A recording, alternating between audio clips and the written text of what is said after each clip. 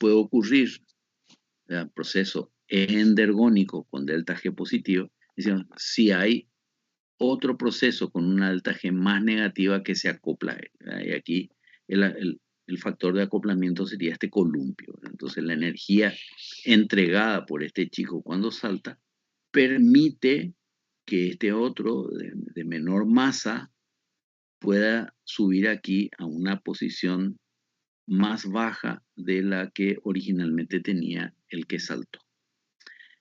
Si bien aquí hay un elemento físico de acoplamiento, tendremos que ver en el caso del metabolismo cuáles son esos elementos de acoplamiento. Y la manera en que dos procesos se acoplan tiene estas dos modalidades en el caso de las reacciones biológicas. Una es acoplar procesos mediante intermedio común y otro asociarlo a la hidrólisis de una molécula rica en energía. ¿Cómo sería esto de acoplar con un intermedio común? Esta primera reacción en condiciones estándar, ¿cómo sería la primera? ¿Espontánea o no espontánea? No espontáneo. No espontánea, ¿verdad? Entonces, malato daría fumarato por deshidratación de manera no espontánea, pero fumarato con el amoníaco da aspartato con una reacción espontánea o no. Espontáneo. Sí, espontáneo. Espontánea, Yes. ¿verdad? Y como tenemos un intermedio común que es fumarato, podemos sumar estas dos reacciones y nos da este conjunto que resulta en una reacción acoplada termodinámicamente espontánea. Esta es una manera de acoplar. Y la otra, que es la manera más corriente que vamos a ver durante el metabolismo, es mediante la hidrólisis de una molécula rica en energía. Entonces, volvamos a hacer el análisis.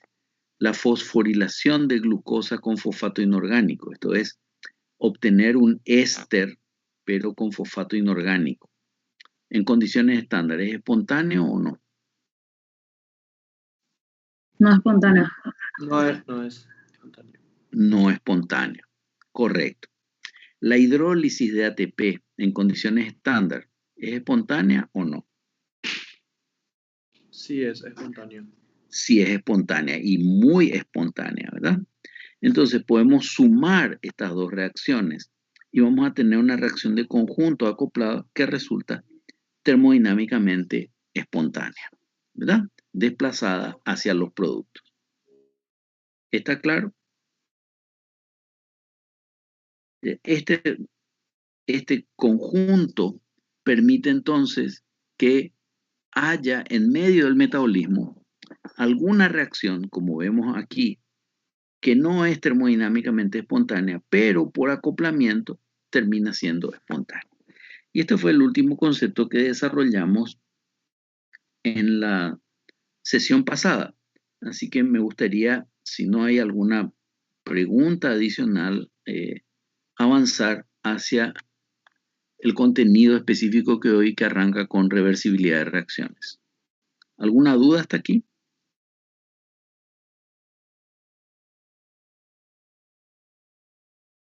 Yo tengo una, profe. Señor. Entonces, profe, cuando pide la delta G biológica, me tendría que especificar, ¿verdad? Sí, claro, si te dice, si se te pide la delta G de la reacción y solamente tengo valores estándar y no tengo valores de concentración, puedo calcular solamente la delta G estándar de esa reacción, ¿correcto? Correcto. Ahora bien, si tengo las concentraciones de reactivos y productos, entonces puedo calcular la delta G de la reacción. ¿Se entiende la diferencia? Sí, se entiende. Si tenemos solamente delta G estándar, para varias reacciones podemos calcular una delta G estándar. Pero si tenemos la delta G estándar y las concentraciones de reactivos y productos, entonces podemos calcular el valor de delta G, ¿verdad? Esta ecuación es lo mismo que esta, solo que aquí, en lugar de decir productos, dice concentración de C por concentración de D. Y aquí concentración de A y concentración de B, ¿verdad? En vez de poner reactivos. Pero quiero que entiendan, si solo dispongo de valores de delta G estándar, solo podré calcular, hacer estimaciones con ese valor. Pero si tengo la delta G estándar y tengo las concentraciones relativas de reactivos y productos, entonces sí puedo calcular la delta G real de la reacción en las condiciones en que se me están dando. Entonces vayamos ahora a hablar de reversibilidad. ¿Qué significa que un fenómeno es reversible?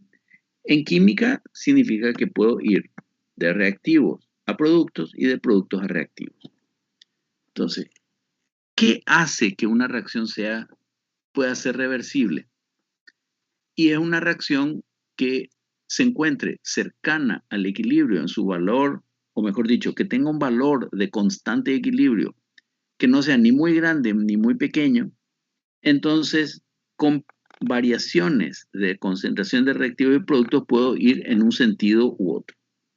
Por ejemplo, en una reacción reversible, si acumulo productos, ¿qué va a pasar? ¿Hacia dónde se va a desplazar? ¿Hacia la izquierda o hacia la derecha? Hacia la izquierda. Se va a desplazar hacia la izquierda, correcto. Y el hecho de que la reacción se pueda desplazar, entonces depende de dos cosas. Primero, ¿qué valor de delta G o constante de equilibrio tiene? ¿Y cuál es la concentración relativa de reactivos y productos? En general, las reacciones reversibles poseen valores de delta G. Fíjense que no dice delta G estándar. ¿Por qué? Porque estoy considerando ¿qué condiciones? ¿Condiciones estándar o condiciones celulares?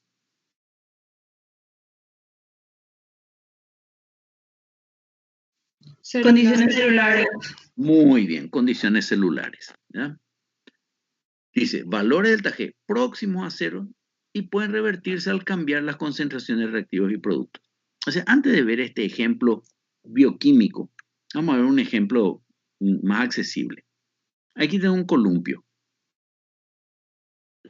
Suponiendo que no tomen impulso, ¿de qué depende de estar en esta posición o en otra? A ver, ¿quién pesa más aquí, en este momento?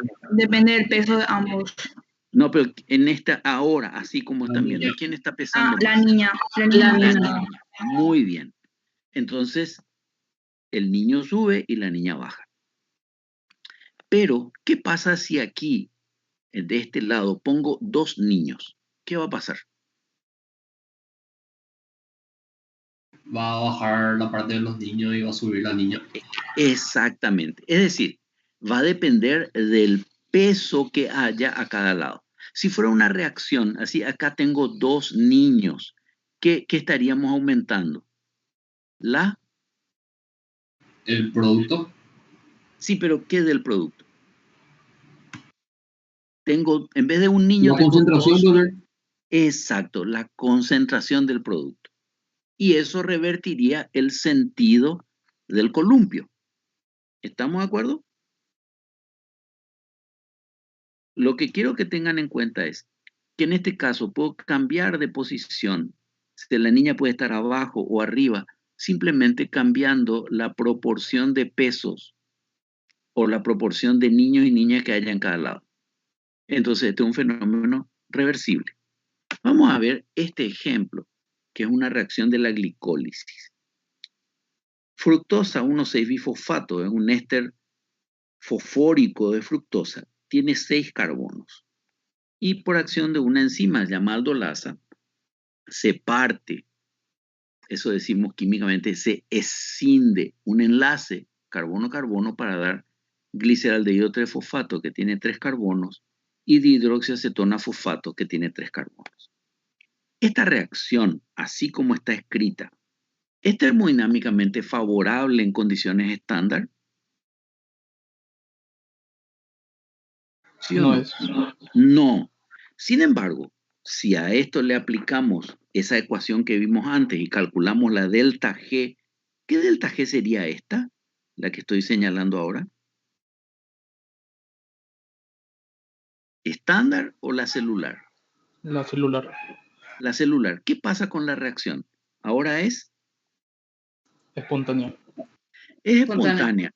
Ahora, no tiene un valor muy negativo de delta G, lo cual significa que esta reacción en estas condiciones puede ser reversible. ¿Qué quiere decir eso? Si acumulamos dihidroxiacetona fosfato y gliceraldehído fosfato, la reacción puede ir en este sentido. Es interesante, y esto ténganlo muy en cuenta, que las reacciones reversibles son catalizadas en ambos sentidos por la misma enzima. Es decir, no necesito otra enzima. Es decir, la enzima que cataliza de fructosa bifosfato a estos dos es aldolasa. Y la que cataliza la producción de fructosa desde gliceraldehído y dihidroxiacetona fosfato también es aldolasa, pareciéndose entonces al fenómeno que veíamos en un columpio. Las reacciones reversibles, por tanto, tienen que tener en condiciones celulares unas condiciones que las dejan cercanas al equilibrio. Entonces, variaciones de concentración de reactivo o producto me pueden llevar la reacción en un sentido u otro. En contrapartida, las reacciones irreversibles son reacciones que poseen valores de delta G muy pequeños, es decir, muy negativos. Podríamos decir, muy pequeños en sentido de positivo o negativo, pero con una magnitud grande, número grande de delta G, pero con signo negativo. O sea, mucho menor que cero. Y estas no se revierten. ¿Qué quiere decir eso? Que de productos no puedo pasar a reactivos. De vuelta, antes de ver un ejemplo, veamos una comparación. El deslizamiento de este niño en el tobogán, ¿es espontáneo o no espontáneo? Espontáneo. Espontáneo. Él no tiene que hacer esfuerzo para ir desde aquí arriba hasta aquí abajo. Pregunto, ¿puede el niño ir en sentido contrario? En el tobogán no, debería subirse por la escalera. Exacto. Pero subir por la escalera implica, ¿qué está haciendo la niña aquí? ¿Está dando o está gastando energía o es un proceso energéticamente favorable? Está gastando energía. Está gastando energía. Exacto. Es decir, tiene que invertir energía para llegar aquí. Y otra cuestión. El niño se deslizó por aquí. Para volver a la posición inicial, ¿puede hacerlo por el mismo recorrido o tiene que ir por otro camino? Tiene que ir por otro camino. Muy bien. Entonces, acaban de dar las dos condiciones por las cuales un conjunto que contiene una reacción irreversible puede volver al principio. Son gastar energía. Segundo, cambiar el recorrido, cambiar la reacción. Y ahora veamos, bueno, creo que con el tobogán todos nos familiarizamos fácilmente. Entonces veamos esta reacción. Glucosa más ATP da glucosa 6-fosfato más ADP. En condiciones estándar, ¿cómo es la reacción? ¿Espontánea o no espontánea? Favorable, espontáneo. Favorable, espontánea. Y en condiciones celulares, ¿es más o menos favorable? Más favorable. Más favorable, ¿verdad? Porque en condiciones celulares no tenemos concentraciones 1 molar de estas especies, son concentraciones muy diferentes que hacen que la reacción esté muy desplazada hacia la derecha. Entonces, recapitulando sobre el concepto de irreversibilidad, yo puedo hacer en condiciones celulares que glucosa 6-fosfato fosforile a ADP para dar ATP en condiciones celulares? ¿Sí o no?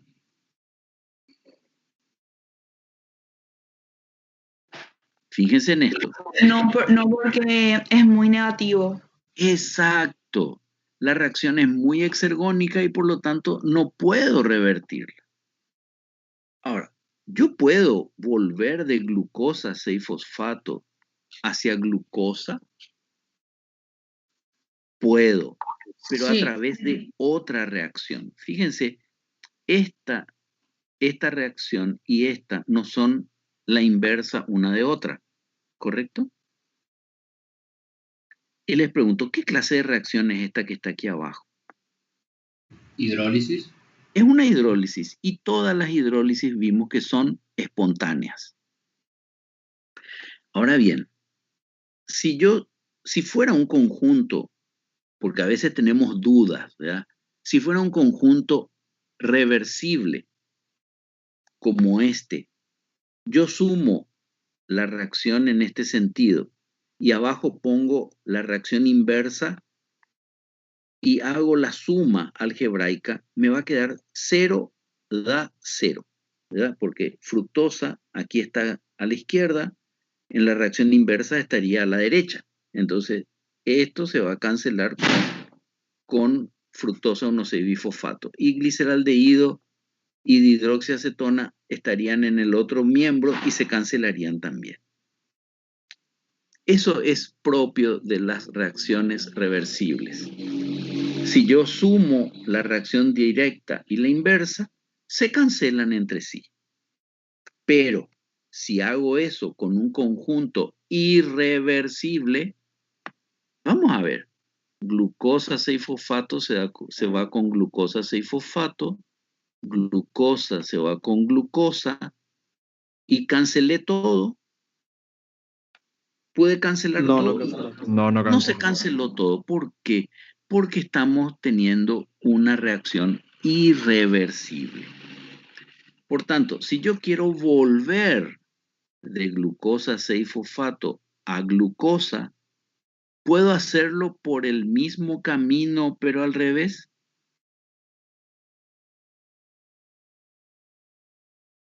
Siendo una reacción irreversible. No, no se puede. Hay que cambiar el No, proceso. exacto, tengo que cambiar el proceso, tengo que usar otra reacción y esto implica el uso de una enzima diferente. Aunque lo veamos más adelante, ya les comento. Esta reacción, la de arriba, está catalizada por una enzima que se llama hexoquinasa. Mientras que la reacción puesta abajo está catalizada por una enzima que se llama glucosa 6-fosfatasa. Son dos enzimas distintas. ¿Quedó claro qué es una reacción reversible y una irreversible? ¿Alguna duda?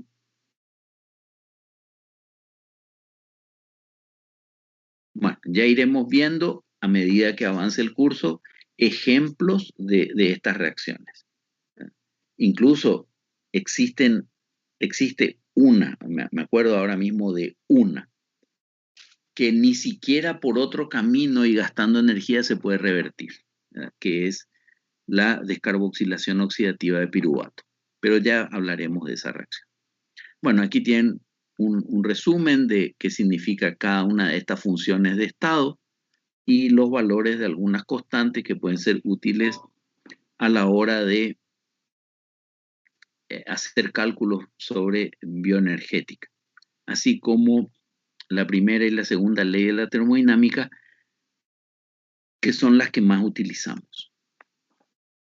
Estamos hablando de bioenergética, lo cual significa las condicionantes, estudiar los condicionantes energéticos para las reacciones o procesos biológicos. Decimos que todo ser vivo necesita energía. Esto es una verdad absoluta. Todo ser vivo necesita energía. ¿Y por qué necesitamos energía los seres vivos? Para mantener la funcionalidad, lo cual es obvio, pero no solamente para mantener la funcionalidad. También necesitamos energía para mantener la estructura de nuestras células. Y esto se debe a que los materiales, las moléculas que conforman nuestra estructura son moléculas que se hidrolizan, se degradan en medio acuoso. Eso significa que estas moléculas son termodinámicamente inestables en medio acuoso. Por ejemplo, las proteínas se degradan por hidrólisis en aminoácidos.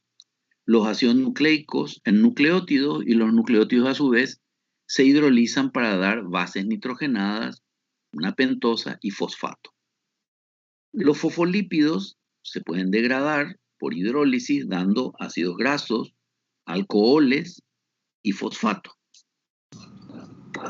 Por tanto, estos procesos de hidrólisis van a ser aquellos que tienden a degradar nuestras estructuras.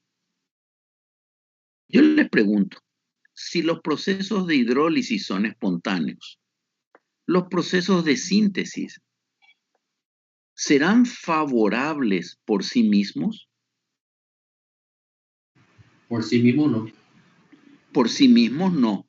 Tendrán que acoplarse al gasto de energía para poder construir moléculas complejas a partir de moléculas simples. ¿Ya? Si necesitamos, por ejemplo, construir un fosfolípido, necesitamos ácidos grasos activados, necesitamos glicerol fosfato, ¿ya? Vamos a necesitar una fuente de energía para construir esas moléculas complejas. Si queremos sintetizar glucógeno, un polisacárido, a partir de glucosa, vamos a necesitar también una fuente de energía. Pero no solamente la biosíntesis demanda energía. ¿Sí? En la construcción y funcionamiento de los seres vivos, si podemos tomar de un ser vivo unicelular, va a haber demanda de energía, ni qué decir en un organismo complejo. Entonces, si tomamos el ser humano, ¿en qué un humano gasta energía? ¿Por qué tenemos que estar dándole continuamente alguna forma de energía? Dijimos, la biosíntesis, por ejemplo, síntesis de proteínas, un humano diariamente, ¿ustedes saben cuánta proteína degrada, más o menos, en un día? De su propia proteína. No estoy hablando de la proteína que come. Es decir, un humano adulto degrada más o menos medio kilo de proteína en un día. Fíjense, si no hay biosíntesis, ¿qué le pasaría a la masa de ese ser humano si no hubiera biosíntesis? Disminuiría. Iría disminuyendo y comprometiendo su fisiología seriamente. Entonces se tiene que restituir por biosíntesis. Profe, por eso cuando una persona no come todos los nutrientes que necesita, después va comiendo, vamos a decir, su propio músculo. Por eso es. Claro, luego estudiaremos exactamente a través de qué proceso eso ocurre. Pero ciertamente el ser humano, como cualquier otro ser vivo, tiene que estar sintetizando moléculas complejas de manera continua. Y ahí gastamos energía. Si la degradación es espontánea, la biosíntesis, como veíamos aquí, si la degradación de molécula compleja simple libera energía, la construcción de esas moléculas complejas demanda energía. Es decir, requiere energía. Pero no solamente la biosíntesis, la contracción muscular. Esto es un consumidor de energía fenomenal. Pero también el transporte activo, porque diríamos, ok, el cerebro hace contracción muscular. No. No, el cerebro gasta energía. Sí. El cerebro duplica sus células continuamente. No. No, entonces parece que no hace mucha biosíntesis y no hace nada de contracción muscular. Entonces, ¿en qué gasta energía este tipo? Y la gasta sobre todo en estos procesos el transporte activo y la amplificación de señales. Transporte activo, llevar un ion o llevar una molécula de una zona de baja concentración a una zona de alta concentración. Y eso permite, por ejemplo, el transporte de sodio, de potasio, de cloruro, de calcio, mantiene la excitabilidad de las células musculares, de las células nerviosas, lo mismo que los procesos de amplificación de señal. Luego estudiaremos cómo se hace esa amplificación de señal, que significa que una célula recibe una pequeña cantidad de moléculas, podemos decir que tocan a su puerta, a su membrana, por ejemplo, pero eso produce un cambio metabólico muy grande en el interior. O sea, que ahí hay un proceso claro de amplificación.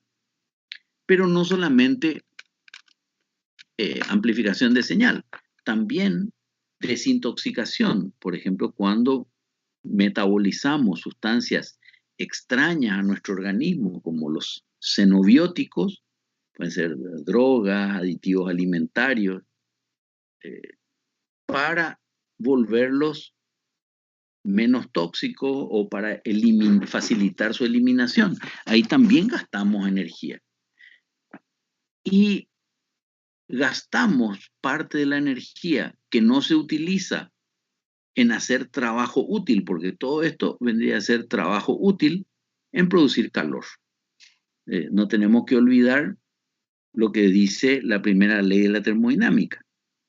La variación de energía interna de un sistema es igual a, recuérdenme, trabajo más El calor, profe. el calor.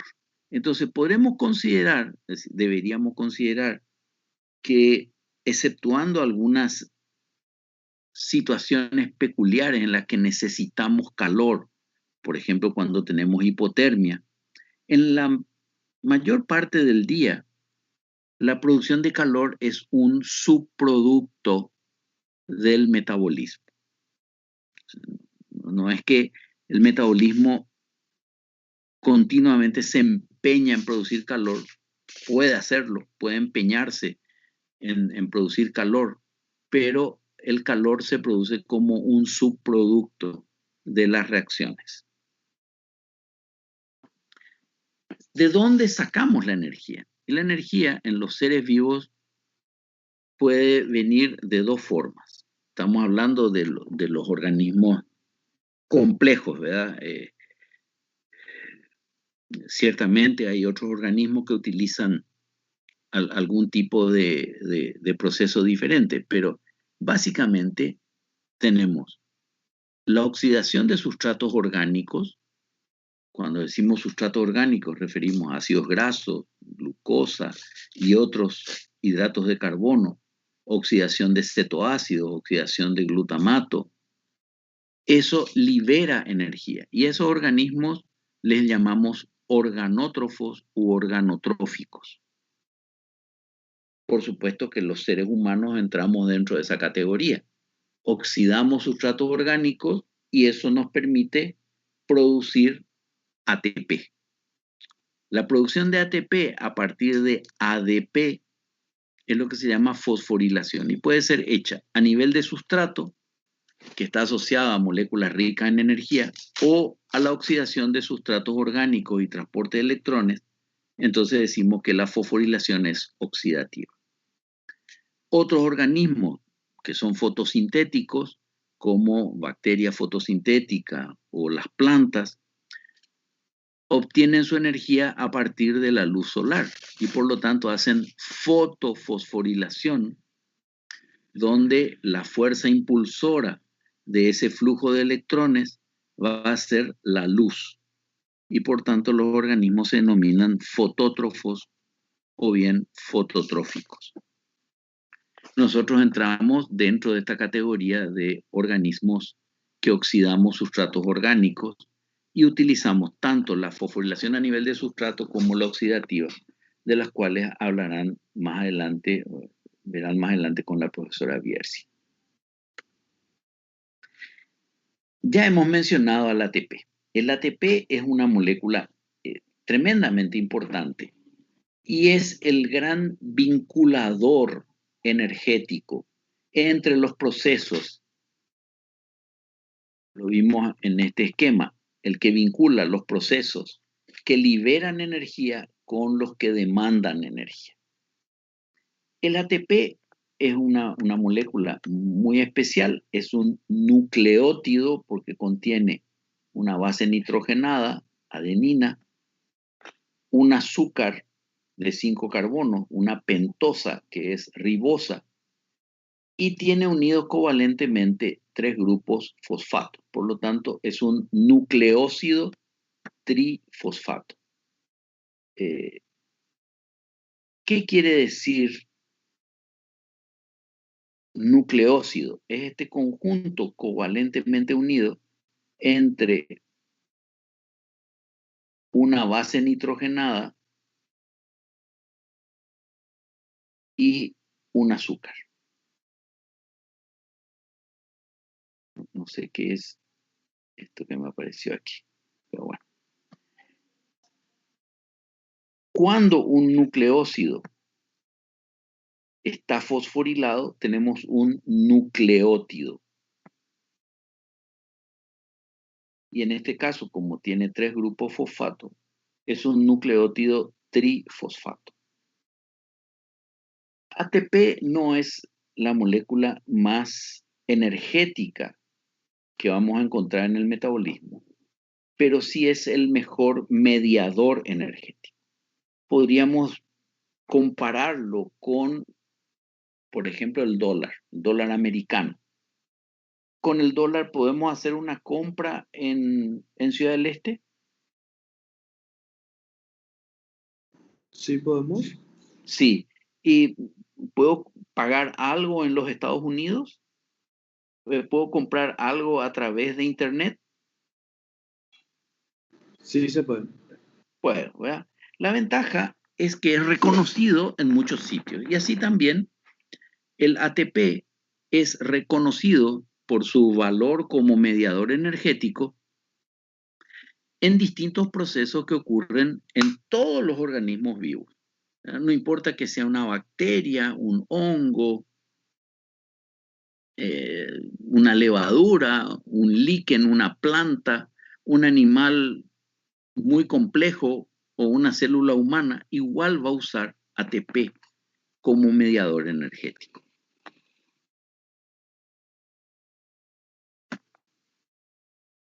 ¿Por qué usamos ATP? La primera condición es esta, ¿verdad? Es ampliamente reconocido como un recurso energético en los procesos biológicos. Segunda condición, tiene 2 enlaces de alta energía. Cuando nosotros miramos en detalle la estructura del ATP, vemos que hay 3 grupos fosfato, alfa, beta y gamma. El enlace entre los grupos gamma y beta es un enlace fosfoanhidrido. Fíjense que es fósforo o fosfato, oxígeno, fosfato. Podríamos decir que viene de la deshidratación de 2 moléculas de ácido fosfórico. El enlace entre beta y alfa también es del mismo tipo, un enlace fosfoanhidrido. Y estos enlaces tienen una enorme tendencia a la hidrólisis. Por lo tanto, fácilmente se van a hidrolizar. Mientras que este enlace, fíjense que tiene fósforo, oxígeno, carbono. Es un enlace fosfoéster que también se puede hidrolizar, pero libera menos energía. En consecuencia, ¿cuántos enlaces de alta energía tiene el ATP? 2. 2. Muy bien. Veamos otras características. Es cinéticamente estable. Quiere decir que ATP puede estar en la célula sin degradarse. No quiere decir que se vaya a descomponer inmediatamente. Necesita una enzima o alguna enzima que lo degrade, que lo haga participar de una reacción. Otra característica importante es que el ATP se produce y se consume continuamente. Se calcula, una estimación, que una persona adulta en un día normal, sin hacer un esfuerzo físico importante, en un día metaboliza 40 kilogramos de ATP. Es mucho, ¿verdad? Ahora, nosotros vemos que nuestro peso cambie tanto en un día. No. No. A propósito, ¿qué quiere decir eso entonces? Que se degrada y se sintetiza continuamente, ¿verdad? No es que había 40 kilos almacenados y se van a gastar, sino que se está continuamente sintetizando y degradando, sintetizando y degradando. Les iba a preguntar una cosa. Una persona sana, ya sea sin que se alimenta normalmente y que tiene actividad física, ¿cuánto podría cambiar su peso en un día sin hacer ayuno absoluto? Haciendo ejercicio o comiendo mucho, ¿cuánto podría cambiar de peso en un día? 250 gramos. Correcto, alrededor de 250 gramos. Si la variación de peso es mayor, ahí hay algo patológico, algo no está funcionando o la persona está haciendo un ayuno estricto. Una característica adicional del ATP es que puede participar de diversos tipos de reacción. O sea, no solamente es un compuesto de alta energía, sino que además es un compuesto con una alta capacidad de transferir grupos y lo puede hacer de diversa manera. Hay muchas moléculas que pueden transferir grupos, pero generalmente participan de un solo tipo de reacción. Pues ATP no. ATP es mucho más versátil en esta capacidad de transferir grupos.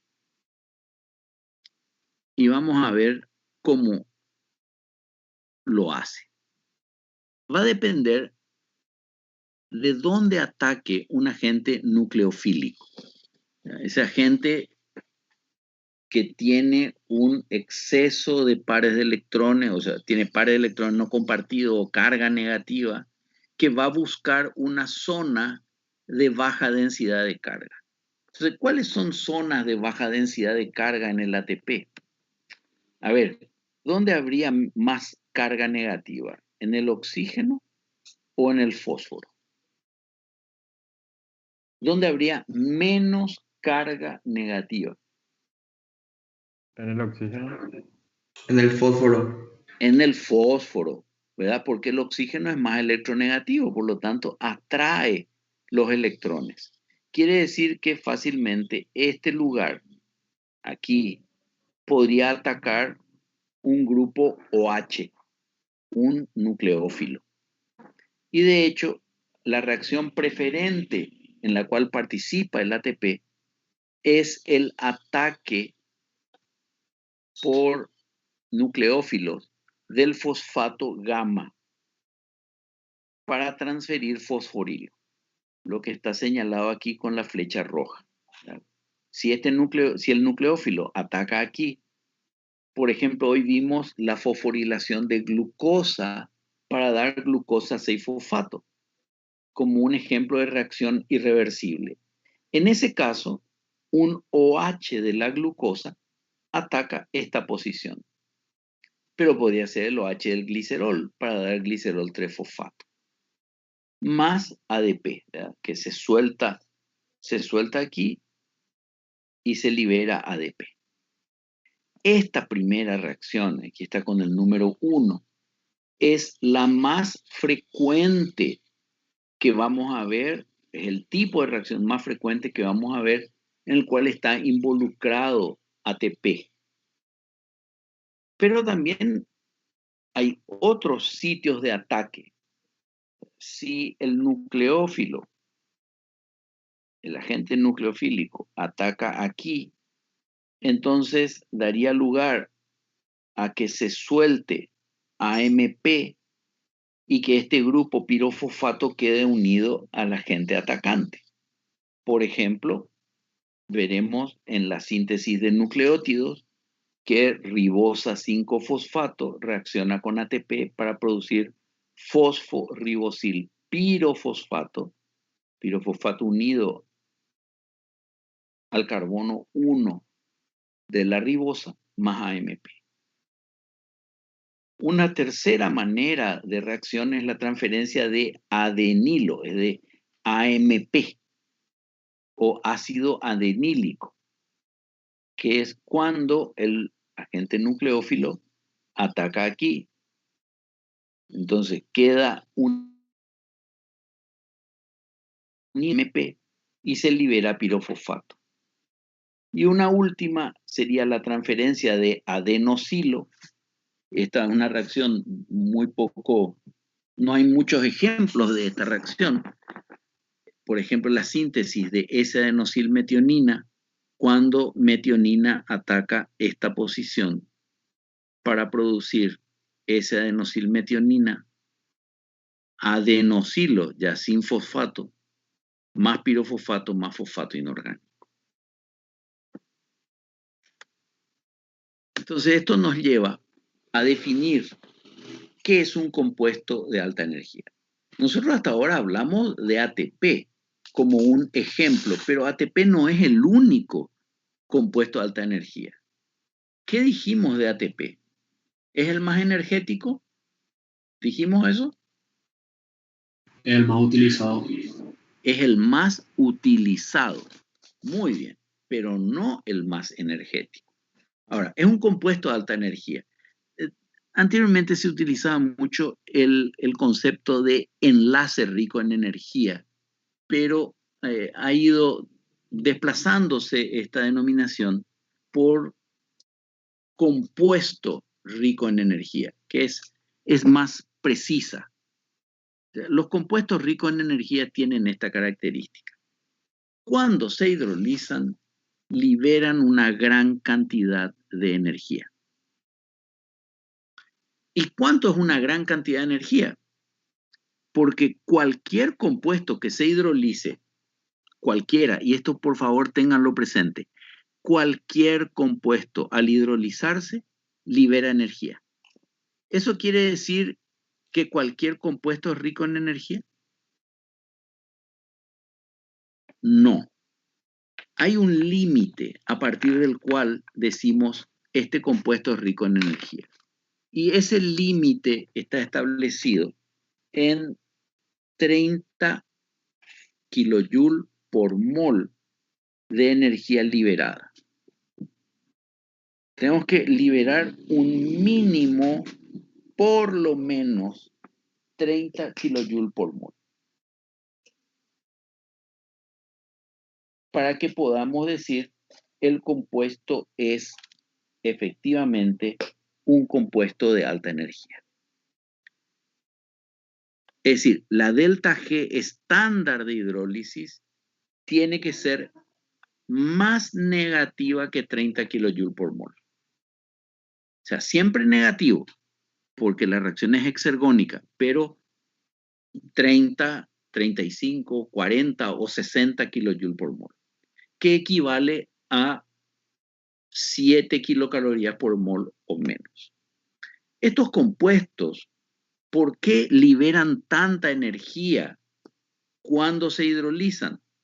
Porque se vuelven muy estables. Es como si nos deslizáramos por un tobogán muy empinado, muy alto. ¿Ya? Vamos a tener mucha tendencia a llegar abajo. ¿Y por qué son tan inestables? Y esto se debe a que poseen ciertas características estructurales que hacen que sus productos de hidrólisis sean muy estables, o a factores ambientales, pero sobre todo vamos a fijarnos en los factores estructurales. Quiere decir que si miramos una molécula, miramos su estructura, podríamos predecir si esta va a ser de liberación grande o pequeña de energía cuando se hidrolice. Una de esas condiciones que hace que las moléculas liberen tanta energía al hidrolizarse es porque disminuya su repulsión electrostática. ¿Ya? Vamos a fijarnos nuevamente en la molécula de ATP. Fíjense, en el ATP tengo como máximo 1, 2, 3, 4 cargas negativas. Si se hidroliza este grupo fosfato, me quedarían 3 cargas negativas y por lo tanto menor repulsión electrostática. Esa es una de las condiciones que favorece la hidrólisis. La otra tiene que ver con la solvatación. ¿Se acuerdan lo que es la solvatación de una molécula? ¿Me pueden recordar? ¿No era que la capacidad que tiene de estar rodeado por los iones de agua? ¿Por los iones o por las moléculas? Perdón, por las moléculas. Claro, si hablamos de hidratación es de moléculas de agua. Cuando decimos solvatación, es un término más general, es por las moléculas del disolvente. Pero es correcto, está bien. Es decir, es esa capacidad de rodearse de moléculas de disolvente. Pero como estamos hablando de la célula, ese disolvente es agua. ¿Ya? Existe una variación de energía de solvatación. Yo les pregunto, ¿qué es más fácil de rodear de agua? ¿Una molécula grande o una molécula más pequeña producto de la hidrólisis? La más pequeña. La más pequeña. Entonces, como esto se hidroliza, los productos de hidrólisis son más pequeños y por lo tanto se favorece su solvatación. Fíjense que al hidrolizarse se van sumando menor repulsión electrostática, menor energía de solvatación y también es posible que encontremos formas resonantes de menor energía en los productos. Ciertamente el grupo fosfato, el ion fosfato, presenta formas resonantes al distribuir esa carga negativa, 2 cargas negativas entre 4 átomos de oxígeno. Eso hace que sea muy estable. O bien la posibilidad de tautomerizar, es decir, convertir un tautómero en otro más estable después de la hidrólisis. En algunas moléculas vamos a ver, en todas vamos a ver que concurren por lo menos 2 de estas condiciones para facilitar la hidrólisis de las moléculas ricas en energía o moléculas de alta energía. También los factores ambientales, por ejemplo el pH. Solo por poner un ejemplo, ¿cuándo habría más tendencia a la hidrólisis? ¿Cuando el pH sea ácido o básico para el ATP?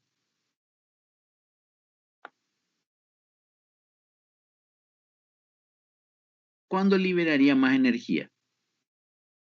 Cuando el pH sea básico, porque entonces, claro, porque todos estos grupos estarán desprotonados y va a haber mucha repulsión. Si el ambiente fuera ácido, aquí había protón y no tendríamos esta carga negativa en esta cantidad.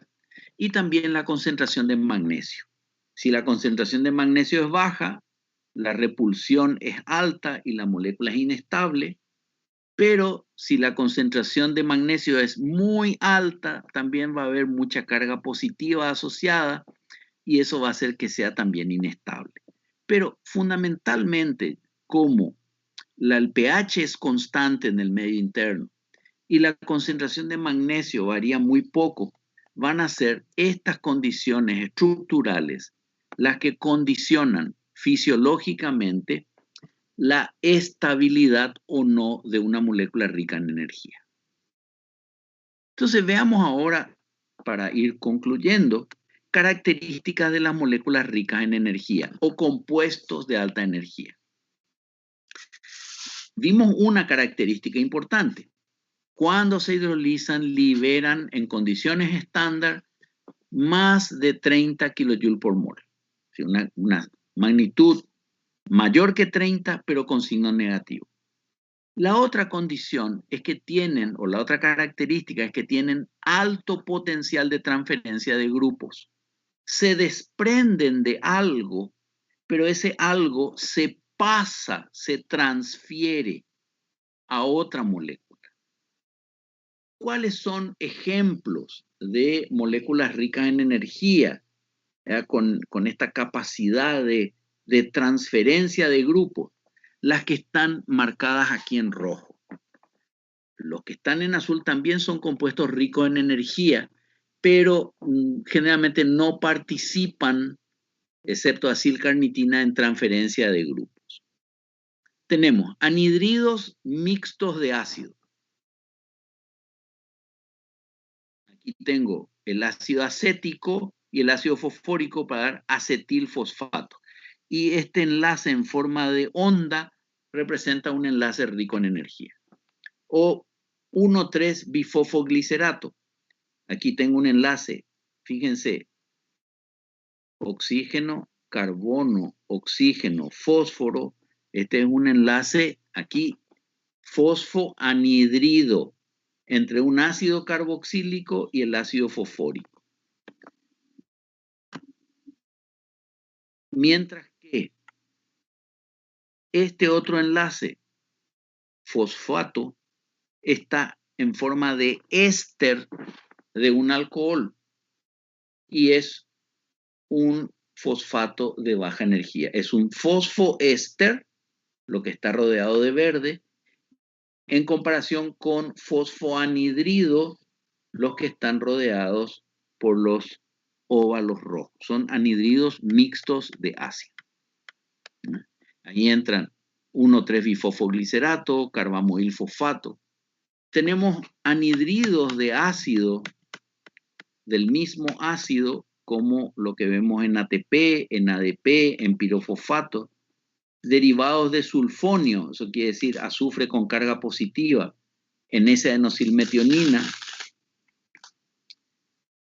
algún éster especial de oxígeno, no son comunes como compuestos ricos en energía, los fosfoésteres cíclicos, y luego tenemos fosfoésteres de enol, como fosfonolpiruvato, los fosforamidatos, que son compuestos en los cuales el grupo fosfato se une directamente entre el átomo de fósforo con el átomo de nitrógeno.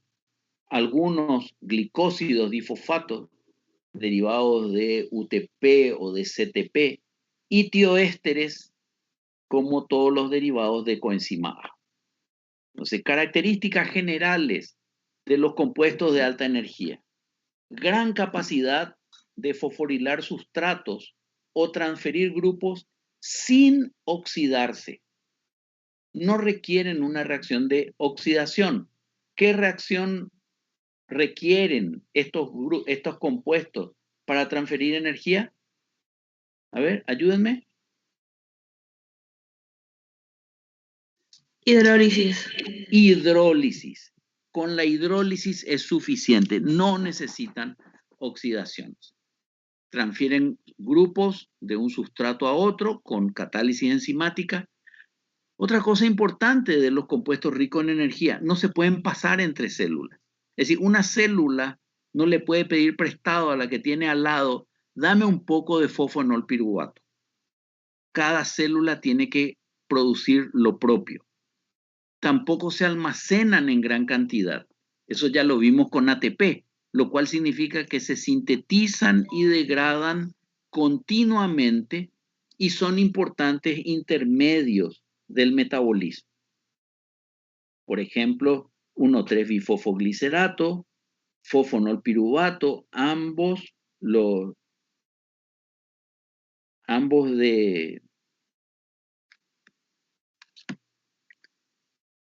intermedios de la glicólisis, o la fosfocreatina, una reserva de energía en el músculo, o todos los derivados de acil-CoA.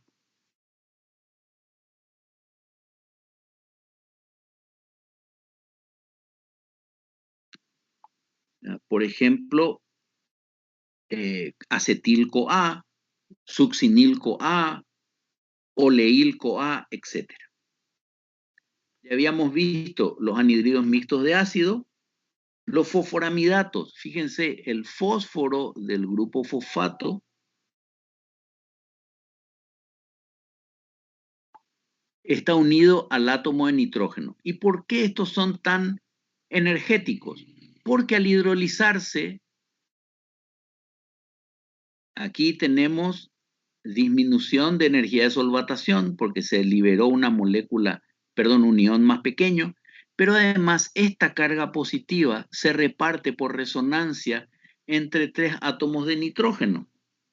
Eso significa 1/3 de carga positiva en cada nitrógeno y eso le da mucha estabilidad por resonancia. Fosfocreatina es reserva energética inmediata del músculo. Por ejemplo, si yo llego a hacer un movimiento rápido de mi brazo, ¿la energía de dónde procede? Procede del ATP que ya está en la célula. Pero si tengo que mover el brazo varias veces, ya el ATP se habrá agotado y tendré que recurrir a fosfocreatina. Y si tengo que mover el brazo, digamos, 1 minuto, ya la fosfocreatina también se habrá agotado y tendré que recurrir a una vía metabólica que la reponga. Fosfoarginina provee la reserva, es una reserva inmediata de tipo energético en el tejido nervioso. Aquí tenemos el ácido fosfoenol pirúvico porque no está ionizado. Recordemos que en condiciones fisiológicas este OH está ionizado, lo mismo que estos OH del resto fosfato. Entonces, cuando se hidrolice, habrá una disminución de repulsión de carga, habrá una disminución de energía de solvatación, pero además, este fosfoenol, fíjense, enol, es decir, alcohol con un doble enlace, se tautomerizará a una cetona que es más estable. Por tanto, tenemos aquí varios factores que hacen que la hidrólisis y la transferencia de este grupo fosforilo estén favorecidas. Y aquí tenemos, finalmente, entre los compuestos de alta energía, a los derivados de coenzima A. Observen, aquí tengo oxígeno, carbono y azufre. El azufre es de un periodo más grande en la clasificación periódica y por lo tanto estos pares de electrones del oxígeno y del azufre no pueden resonar entre estos 3 átomos porque aquí hay un átomo mucho más grande. Quiere decir que esa estabilización por resonancia que veríamos en los ésteres, porque tienen oxígeno, carbono, oxígeno, en los tioésteres está ausente, haciendo que todos los derivados acil-CoA, y distingan bien, esto es acetil-CoA porque tiene 2 carbonos, ¿verdad? Deriva del ácido acético, pero cuando decimos acil-CoA, estamos hablando de cualquier otro ácido carboxílico. No hace falta que sea el ácido acético. Carece de esa estabilización por resonancia y lo convierte también en un intermedio de alta energía. Los de baja energía son compuestos que cuando se hidrolizan ciertamente liberan energía, pero ese nivel energético no es suficiente para producir ATP. Entonces tienen baja capacidad de transferencia de grupo y esta energía liberada cuando hidrolizamos una amida, un glucósido, un éster de glucosa, de fructosa, de glicerol o un enlace peptídico, ¿en qué aplicamos esa energía? Si no podemos transferir grupos, ¿en qué aplicamos esa energía? Para hacer La el biosíntesis. ¿Perdón? Biosíntesis no puede ser. No, pero si estamos diciendo que es baja energía, que no tiene capacidad de transferencia de grupos, pero se libera energía.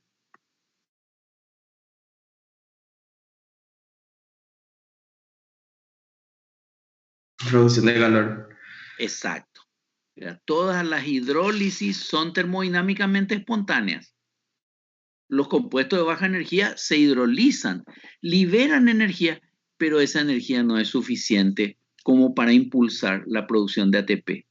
¿Ya? Pero es importante esta hidrólisis, claro que sí, porque, por ejemplo, nos permiten convertir moléculas complejas en moléculas simples para ser oxidadas.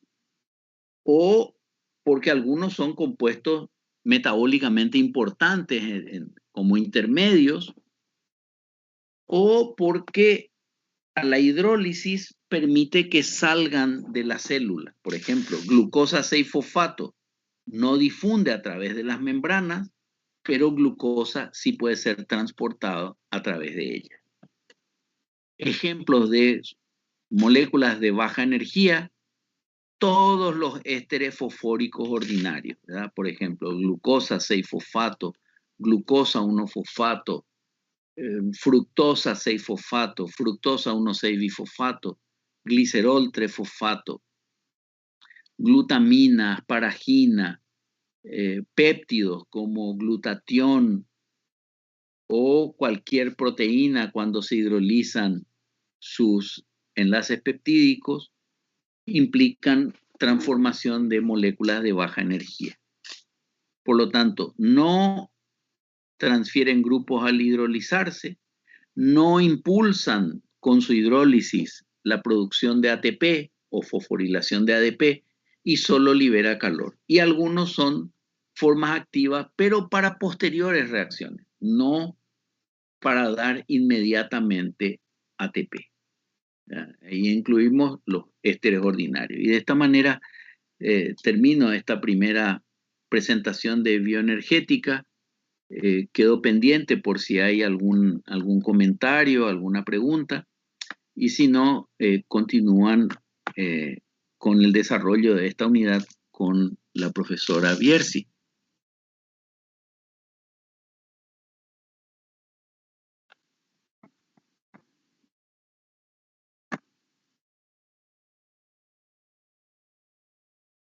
Hilda, ¿puedes continuar o sigo yo?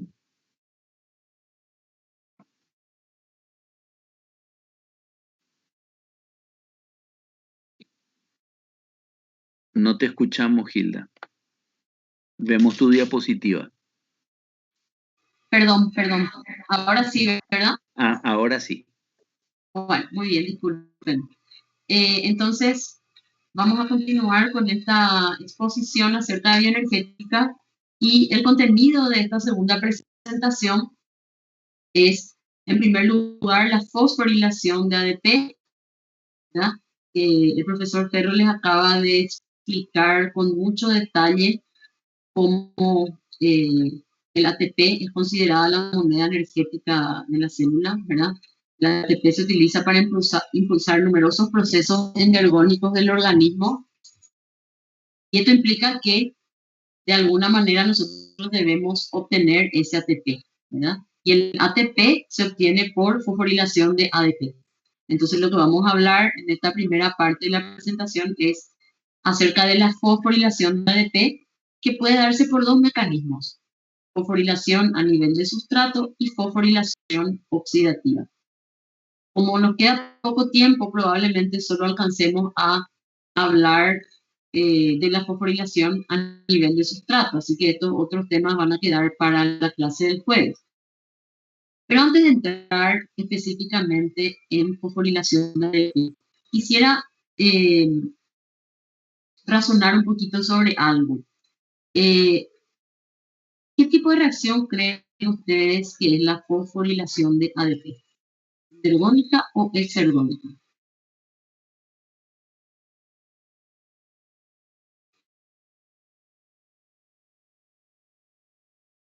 A ver, después de todo lo que se habló, yo me imagino que ustedes saben eso. ¿La hidrólisis de ATP cómo es? Exergónica. Claro, la hidrólisis de ATP es exergónica. Por tanto, la síntesis de ATP por fosforilación de ADP debe ser endergónica. Claro. Entonces, ¿cómo deben ser los procesos que permitan fosforilar ADP. ¿Qué clases de procesos deben ser? No favorables. No, a ver. La fosforilación de ADP es un proceso no favorable, no espontáneo, endergónico. Por lo tanto, para que ocurra, debe Acopladas. vincularse a procesos exergónicos, ¿verdad? A procesos que liberen energía, ¿sí? Y a nivel de metabolismo, tenemos dos formas generales de liberar energía. Una es por hidrólisis de los compuestos ricos en energía y la otra es por reacciones de oxidación, o sea, por las oxidaciones biológicas, ¿verdad? Entonces, esos dos tipos de procesos que son exergónicos, la hidrólisis de moléculas ricas en energía y las oxidaciones biológicas, son los que pueden utilizarse para fosforilar ADP. Por eso es que hablamos de dos tipos de fosforilación. Fosforilación a nivel de sustrato, que implica la síntesis de ATP acoplada a la hidrólisis de moléculas ricas en energía. Y la síntesis de ATP que se produce como consecuencia de las oxidaciones biológicas, ¿sí? Entonces vamos a hablar probablemente en lo que resta de esta clase de esta primera modalidad de obtención de ATP, que es por fosforilación a nivel de sustrato.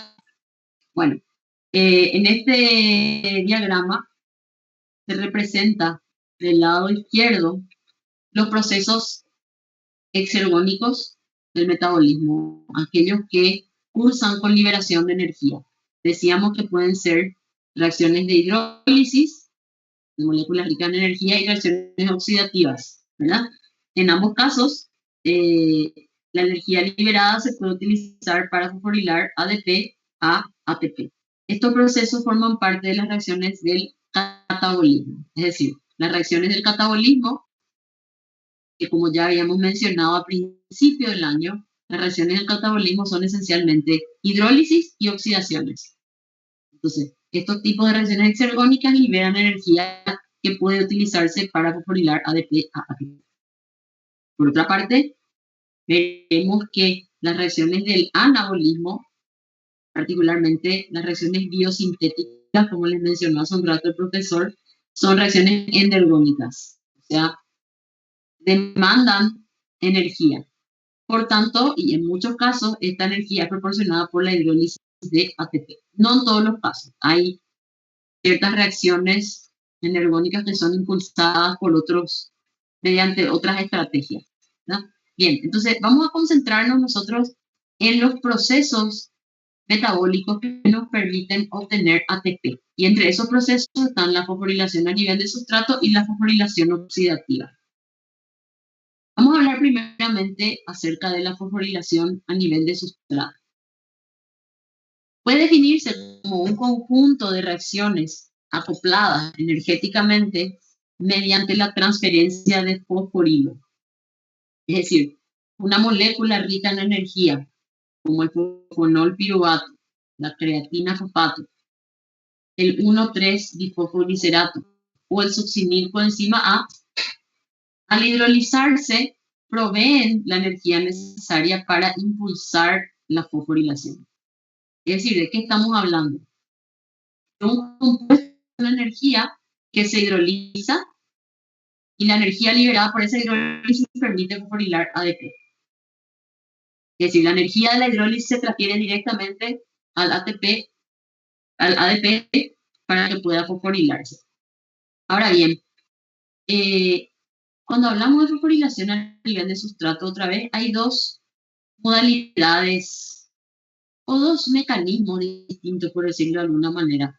Hay moléculas ricas en energía que de por sí son transferentes del grupo fosfato, el fosfonol piruvato, la creatina fosfato y el 1,3-difosfoglicerato, porque poseen fosfato en sus moléculas, fosfatos unidos mediante enlaces ricos en energía. El profesor ya les explicó qué tipo de enlace, recordarán, ¿verdad? Anhídrido mixto de ácido, fosforamidato, etc. Bueno, entonces ya hablaron de estos compuestos. Cuando estos se hidrolizan, se libera una gran cantidad de energía y entonces esa energía se utiliza para transferir el fosfato al ADP y formar ATP. Pero estos compuestos, además de proporcionar energía mediante su hidrólisis, también son transferentes del grupo fosfato. En cambio, hay otros compuestos ricos en energía, como el succinil-CoA, por ejemplo, que no es portador del grupo fosfato. O sea, este no es un transferente de fosfato, pero sí puede liberar, al hidrolizarse, gran cantidad de energía que permite la fosforilación de ADP. Solo que el fosfato, en este caso, viene de otro lado, ¿verdad? Es fosfato o fosfato inorgánico.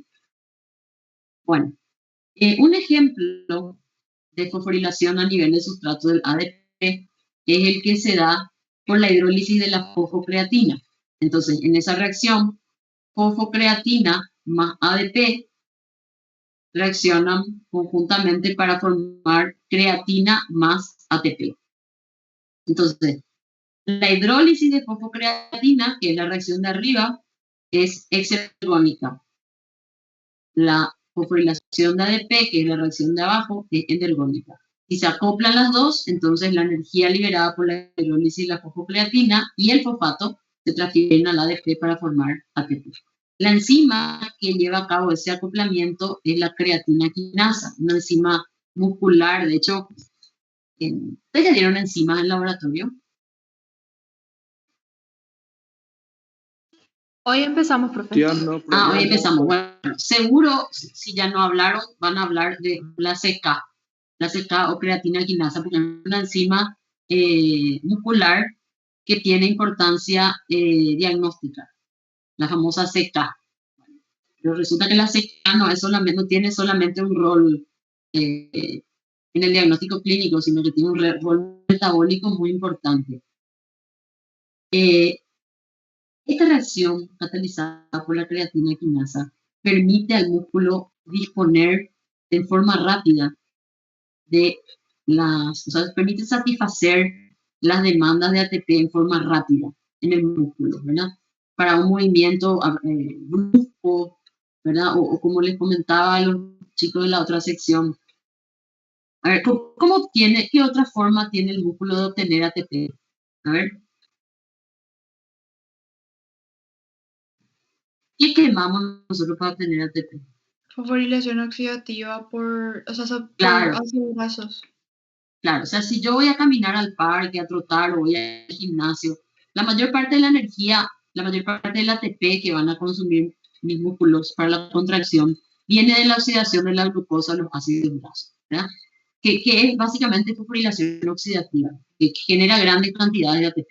Ahora, si a mí, no sé, se me está por caer algo en el pie y tengo que sacar el pie rápidamente para evitar que se aplaste, o me quemó algo en la mano y tengo que sacar la mano rápidamente para no seguir quemándome. ¿Les parece a ustedes que yo tengo tiempo, el músculo tiene tiempo de oxidar glucosa o ácidos grasos para obtener la energía necesaria, el ATP necesario? No, profe. No, ¿verdad? Imposible. El movimiento tiene que ser instantáneo prácticamente. Casi yo ni me entero. Esta señal casi ni llega al cerebro, ¿verdad? Es una reacción automática. Entonces, esa pequeña cantidad de fosfocreatina que está en el músculo es como una reserva que permite un suministro rápido de ATP, porque cuando se necesita ATP, entonces la fosfocreatina transfiere fosfato al ADP para formar ATP, mediante una reacción de fosforilación a nivel de sustrato. Esta reacción en realidad es reversible, puede transcurrir en ambos sentidos, porque, bueno, la hidrólisis de la fosfocreatina tiene una delta G estándar más negativa que la del ATP. Es decir, que la hidrólisis de fosfocreatina libera mayor cantidad de energía que la hidrólisis de ATP, por lo cual, a iguales concentraciones de todas estas sustancias, la reacción va a transcurrir en el sentido que está escrita. O sea, la fosfocreatina tiende a transferir fosfato al ADP para formar ATP y creatina y no al revés. Sin embargo, como estos delta G de hidrólisis del ATP y la fosfocreatina no son tan diferentes, o sea, no están tan alejados, la reacción se comporta como una reacción reversible. Y el sentido de la reacción puede invertirse si aumentan las concentraciones de ATP. Entonces, Como todas las reacciones reversibles cercanas al equilibrio, están gobernadas por acción de masa. Entonces, cuando hay mucha fosfocreatina, la reacción tiende a ir en sentido directo. Cuando hay mucho ATP, el ATP transfiere fosfato a la creatina para formar fosfocreatina, ¿verdad? Entonces, la función de esta reacción es justamente proveer al músculo del ATP necesario para la contracción muy rápida, para los primeros segundos de contracción. ¿Verdad? Pero es un ejemplo de fosforilación a nivel de sustrato.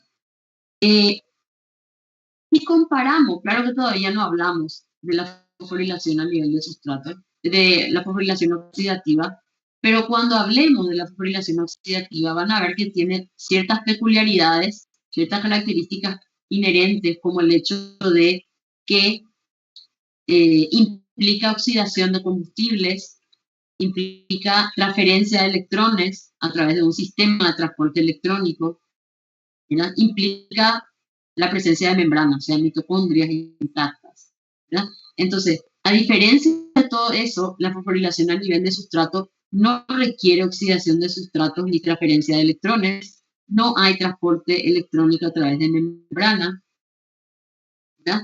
Es un proceso muy rápido. ¿Por qué muy rápido? Y porque se da en un solo paso, en una sola reacción. Otra estrategia del músculo para obtener ATP de forma rápida es la glicólisis anaeróbica, ¿verdad? Pero en realidad ni la glicólisis anaeróbica es lo suficientemente rápida en algunos casos, ¿verdad? Porque la obtención de ATP por glicólisis anaeróbica requiere de varias reacciones. O sea, la glicólisis tiene 10 reacciones, ¿verdad? Entonces, es mucho más rápida la obtención de ATP por glicólisis anaeróbica, es mucho más rápida que la fosforilación oxidativa, pero no tan rápida como la fosforilación de ADP a partir de la fosfocreatina. Requiere de una sola enzima, justamente por eso es muy rápido, ¿verdad?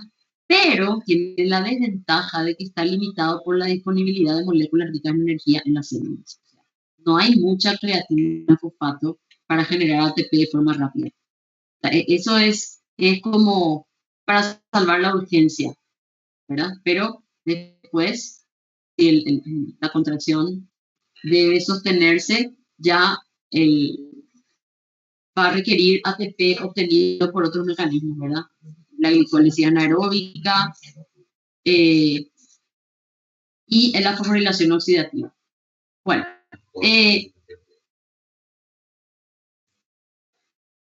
la fosforilación a nivel de sustrato permite fosforilar ADP en condiciones fermentativas, es decir, en condiciones anaeróbicas. ¿Qué nos referimos con esto? Ausencia de oxígeno, ¿verdad? Porque la fosforilación oxidativa, por su nombre, por el nombre que lleva, requiere de la presencia de oxígeno, ¿sí? Entonces, en la fosforilación a nivel de sustrato no se necesita oxígeno. ¿Por qué? Porque no hay transporte de electrones, no hay reacciones oxidativas. Veremos otros ejemplos de fosforilación a nivel de sustrato. Por ejemplo, la hidrólisis de succinil coenzima A, que como habíamos dicho, los acil coenzima A son compuestos ricos en energía. ¿Me esperan un segundo, por favor?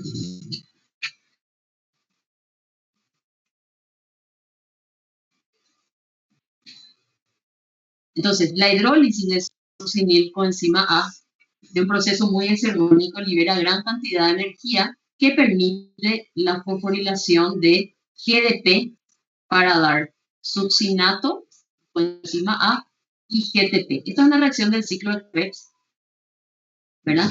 Y de hecho es la única fosforilación a nivel de sustrato en el ciclo de Krebs y permite generar GTP, que es un análogo del ATP, ¿verdad? Solo que en lugar de adenina tiene guanina. Fíjense que en este caso, o sea, estamos hablando de otra modalidad de fosforilación a nivel de sustrato en el sentido de que el compuesto rico en energía que se hidroliza, el CoA, provee de la energía necesaria para fosforilar GDP, pero no del grupo fosfato. El grupo fosfato, o sea, viene del medio, ¿verdad? Está como fosfato inorgánico. Otro ejemplo, la enzima recibe, o sea, el nombre de la enzima es succinil coenzima A sintetasa. Otra reacción de fosforilación a nivel de sustrato es cuando dos moléculas de ADP reaccionan para dar ATP más AMP. ¿Por qué se puede dar esta reacción? Recordarán ustedes que acaban de analizar con el profesor la estructura del ATP y vieron que tiene dos enlaces ricos en energía, el ATP, ¿verdad? Dos enlaces fosfanhídridos. Bueno, entonces, si el ATP tiene dos enlaces fosfanhídridos, el ADP tiene uno, ¿sí? Por tanto, dos ADP pueden generar la misma energía que un ATP. Ese concepto vamos a aplicar después para entender lo que es carga energética. Bueno, pero la cuestión es que dos ADP pueden reaccionar de tal manera que uno de esos ADP se hidroliza y transfiere el grupo fosforilo al otro para dar ATP más AMP. Es decir, el ADP que transfiere el grupo fosforilo queda convertido en AMP y el que lo recibe queda convertido en ATP. Como la delta G de hidrólisis de los dos enlaces ricos en energía es la misma, entonces obviamente esta reacción está muy cercana al equilibrio y es una reacción reversible. Por tanto, como toda reacción reversible, ¿de qué va a depender que transcurra en un sentido o en otro? O sea, cómo está regulada. La concentración. Exactamente, por concentración de reactivos y productos. Es decir, cuando la concentración de ATP y AMP son altas, entonces la reacción tiende a transcurrir en sentido inverso. Cuando la concentración de ATP es baja, ¿verdad? Entonces la reacción tiende a transcurrir en sentido directo. Cuando la enzima que cataliza esta reacción se llama adenilato quinasa o quinasa. Entonces, acabamos de ver que en la fosforilación a nivel de sustrato podemos generar ATP mediante la hidrólisis de otras moléculas ricas en energía, ¿verdad? En esta tabla se muestran los valores de delta G estándar de hidrólisis para diferentes compuestos ricos en energía, de los cuales ya hemos hablado. El fosfonol piruvato con un delta G de hidrólisis de menos 61,9 kJ por mol o menos 14,8 kilocalorías por mol. El 1,3-difosfoliserato con una delta G de hidrólisis de menos 49,4 kJ por mol o menos 11,81 kilocalorías por mol. La conversión de kilojoules a kilocalorías por mol se hace dividiendo el valor de la energía en kilojoules por 4,18. La hidrólisis del ATP para dar AMP más pirofosfato tiene una delta G de hidrólisis de menos 45,6 kilojoules por mol. La de acetilfosfato menos 43,1. La de fosfocreatina tiene el mismo valor.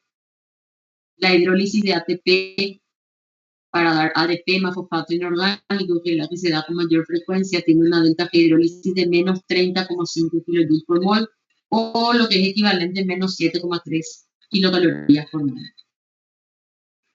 Bueno, como les comentó el doctor Ferro, el ATP y todas estas moléculas que hemos mencionado se consideran moléculas ricas en energía, ¿verdad?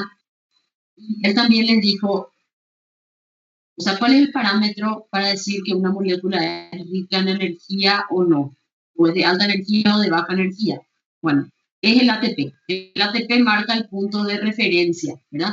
Es decir, que el ATP y cualquier otra molécula que tenga un valor de delta G estándar de hidrólisis más negativo que el ATP se consideran moléculas ricas en energía o moléculas de alta energía. Entonces aquí podemos ver el ATP que marca el punto de referencia, ¿verdad? Entonces todas aquellas moléculas, todos aquellos compuestos cuya delta G estándar de hidrólisis sean más negativas que el ATP se consideran moléculas de alta energía. Y todas aquellos compuestos cuyos valores de delta G de hidrólisis sean menos negativos que el ATP se consideran moléculas de baja energía. Entre estas tenemos a los ésteres orgánicos comunes, como por ejemplo glucosa 1-fosfato, fructosa 6-fosfato, glucosa 6-fosfato, glicerol 3-fosfato. Fíjense que estos son ésteres ordinarios, es decir, el grupo fosforilo ha esterificado con un OH nomás, con un OH, con el OH del carbono 1 o del carbono 6 de la glucosa. Entonces, es un éster fosfórico normal, ¿sí? Por eso es que la hidrólisis, si bien todas estas hidrólisis son también favorables, la hidrólisis de glucosa 1-fosfato, fructosa 6-fosfato, son todas favorables, tienen valores de delta G estándar negativos, solo que sus delta G de hidrólisis son menos negativos que los del ATP. Entonces, ¿qué pasa? Yo le pregunto, fosforilar ADP implica invertir esta reacción, ¿verdad? Implica unir ADP más fosfato para dar ATP. ¿Cuál sería la delta G estándar de la fosforilación de ADP? A ver quién me puede decir.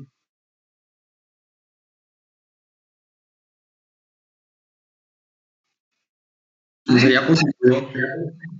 Claro, Más sería este 30. mismo valor pero positivo, ¿verdad?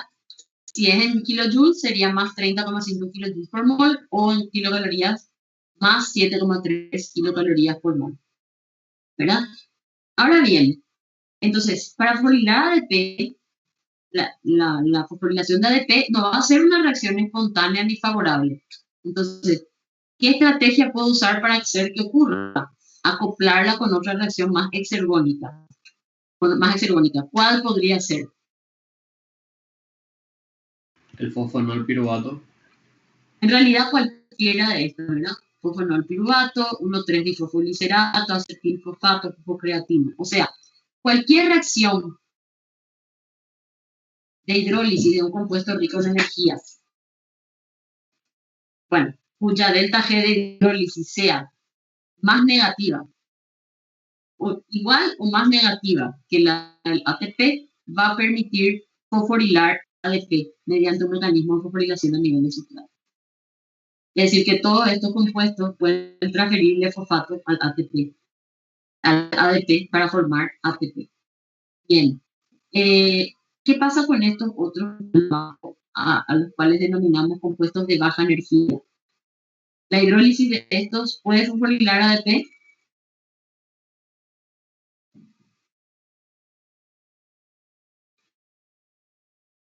A ver. No. ¿Por qué?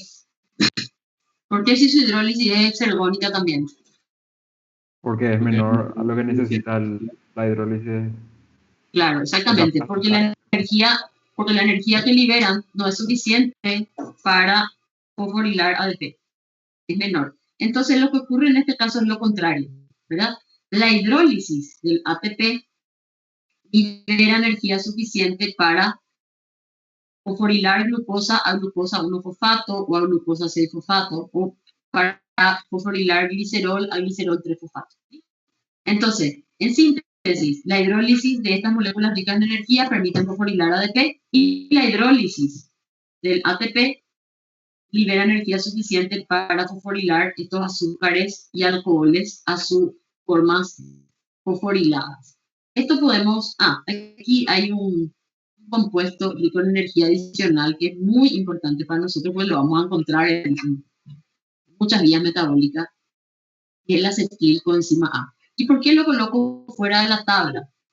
Porque en realidad no es un compuesto fosforilado, pero sí tiene gran interés, porque es un compuesto rico en energía. Fíjense, tiene una delta G de hidrólisis de menos 31,4 kilojoules por mol, o menos 7,5, un poquito más alta que la del ATP.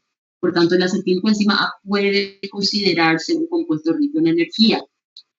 Ahora, la hidrólisis, si bien la hidrólisis del acetilcoenzima A da suficiente energía con fosforilar ADP, no es esa la utilidad que le damos al acetilcoenzima A. En realidad, la energía de hidrólisis de los acetilcoenzima A se utiliza más que nada para transferir grupos ácidos, o sea, para transferir grupos acilo-derivados de ácidos carboxílicos que participen en alguna reacción que de otra manera podría ser endergónica, ¿verdad? Así vamos a ver, por ejemplo, de que la hidrólisis de acetilcoenzima A libera energía suficiente para que el grupo acetilo se condense con oxalacetato y forme citrato en el ciclo de Krebs, ¿verdad? O la hidrólisis del acetilcoenzima A permite que este participe en la síntesis de colesterol o de ácidos grasos, y así sucesivamente. Bueno, en esta figura podemos, está representada la información contenida en esa tabla, pero de una forma menos detallada, pero más esquemática, sobre todo para mostrar, fíjense, está en escala de valores de delta G de hidrólisis, yendo de 0 a los más negativos. Entonces, el que está más arriba en esta figura es porque tiene una delta G de hidrólisis más negativa, libera más energía al hidrolizarse. ¿Sí? Tenemos al fosfonolpiruvato, 1,3-difosfoliserato, fosfocreatino. ¿Qué habíamos dicho de estos compuestos? Y en el medio, entre los compuestos de alta energía y los de baja energía, que son los éteres fosfóricos comunes, tenemos al ATP. Entonces, podemos ver que la hidrólisis del fosfonolpiruvato, del 1,3-difosfoliserato y la fosfocreatina permiten fosforilar ADP y convertirlo en ATP.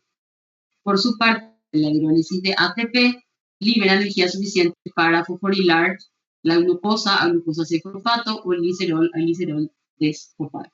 Esto se da mediante el acoplamiento de reacciones, como vamos a ver a continuación. Yo sé que ya terminó la hora, pero necesito seguir unos minutitos más para equiparar con el otro grupo, para quedar igualados. Si alguien necesita salir, no se preocupen, pueden salir sin problema. Calculo que llegaremos hasta la 1. Bueno, entonces veamos de qué manera se da la vinculación entre estos procesos exergónicos y endergónicos para dar reacciones acopladas.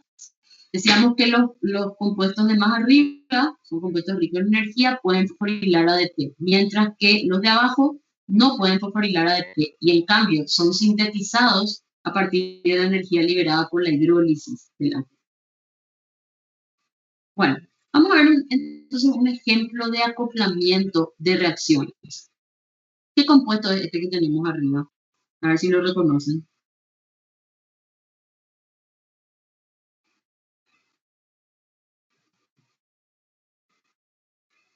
Bueno, fosfonolpiruvato.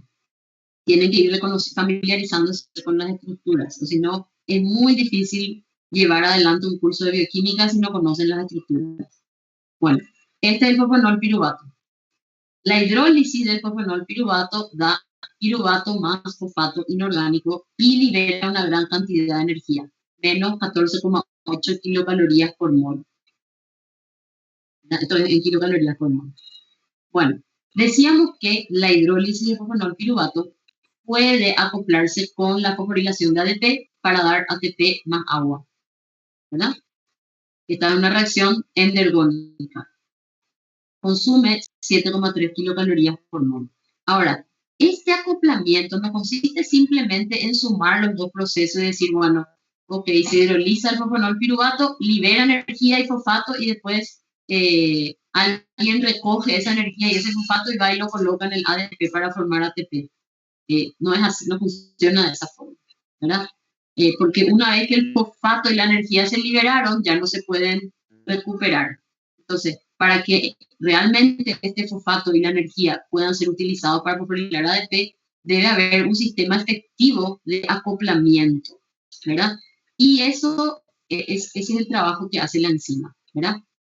O sea, en realidad, vamos a ver que este fosfato nunca se va a liberar del fosfonolpiruvato, va a ser transferido directamente de este al ADP para formar ATP. Es por eso que cuando vamos a obtener la reacción total acoplada, nosotros tachamos los dos grupos fosfato.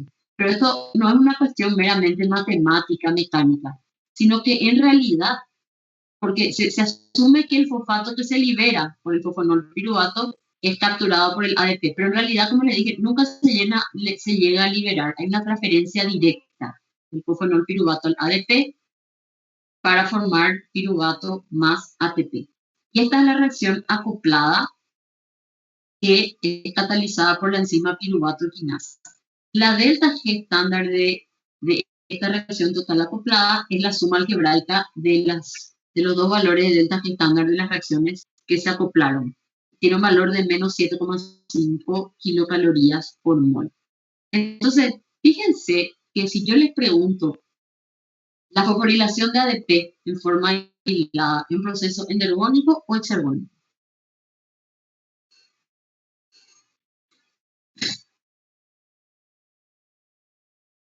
Exergónico.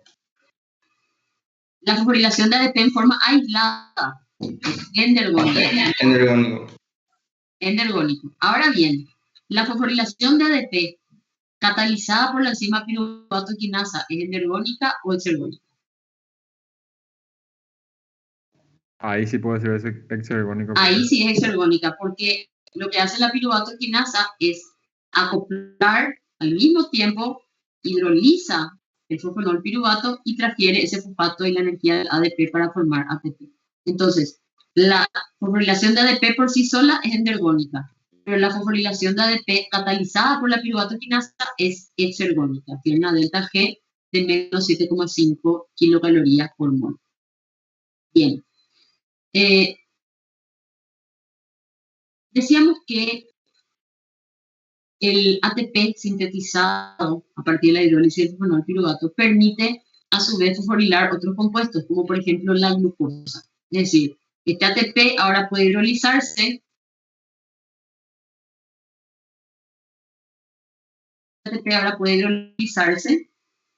Proceso exergónico que libera 7,3 kilocalorías por mol. A ver, ¿por qué acá pongo la delta G 7,3 negativa y acá arriba puse positiva? A ver si están entendiendo. La fosforilación era un proceso endergónico. Claro, La hidrólisis acá yo quería, es... así mismo. Las reacciones están escritas en sentido opuesto. Acá yo estoy sintetizando ATP.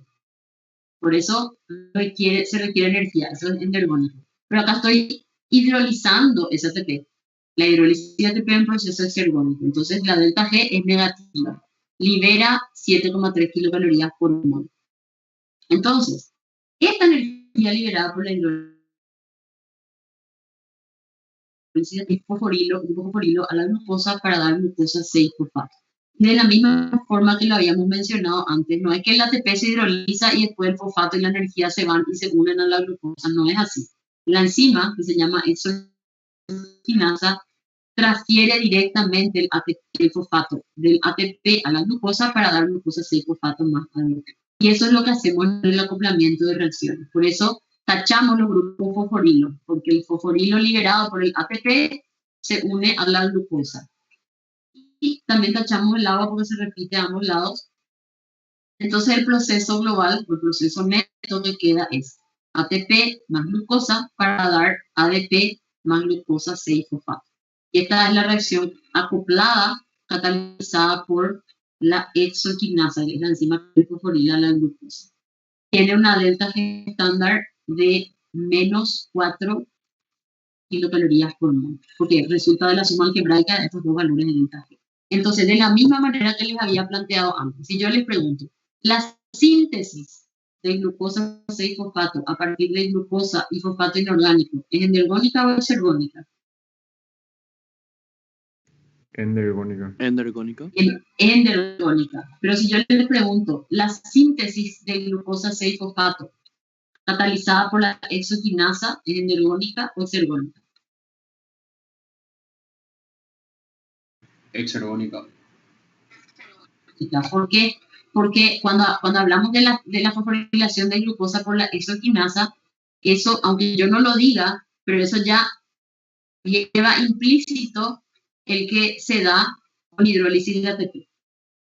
Entonces, la energía liberada por la hidrólisis de ATP excede la energía necesaria para impulsar la fosforilación de glucosa. Por eso hay un desprendimiento neto de energía y el proceso neto es favorable. Bien. Y para terminar, quisiera ilustrar el ejemplo de acoplamiento que acabamos de ver con la misma figura que había utilizado el profesor Perro para explicar el concepto de acoplamiento, ¿verdad? Yo tengo a este chico más pequeño que tiene que, bueno, subir una altura relativamente baja, pero como es subir, pasar a un estado de mayor energía potencial, la delta G de este proceso es positiva, un proceso endergónico, ¿verdad? Por otra parte, tengo a este chico más alto que va a saltar de una altura mayor. El proceso tiene un valor de delta G negativo. Ahora, así como se ve en la figura, yo podría utilizar la energía liberada por la caída de este chico para impulsar al otro más arriba.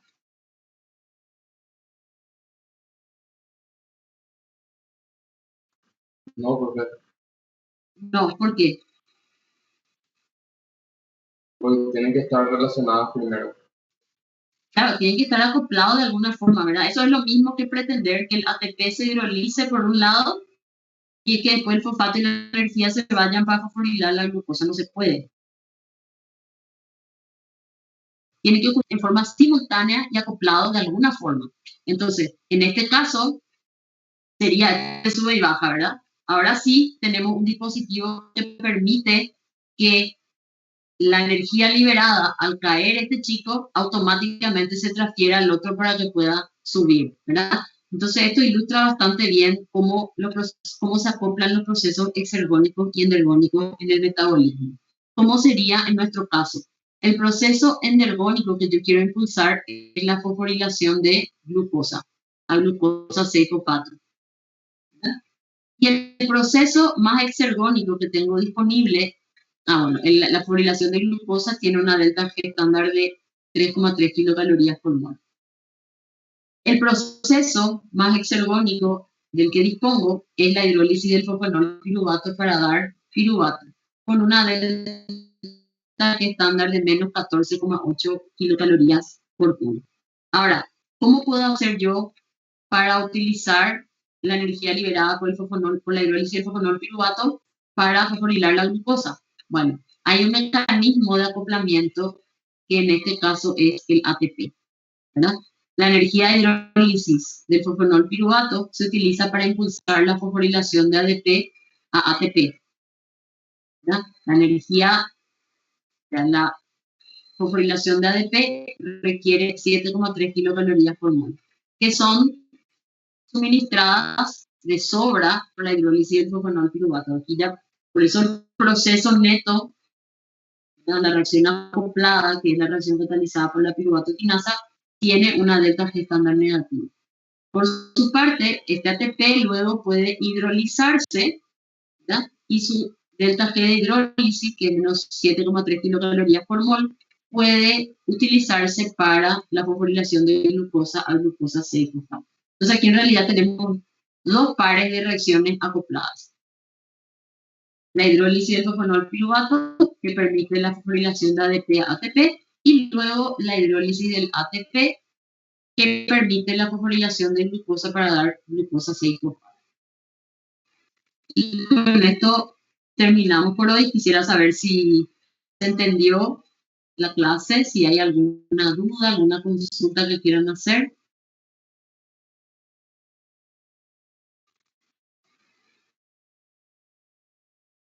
No hay dudas. Bueno, entonces dejamos por aquí. Les agradezco a todos su atención, su paciencia y les deseo una muy buena semana. Muy buena semana para todos y será hasta el jueves. Gracias, Gilda.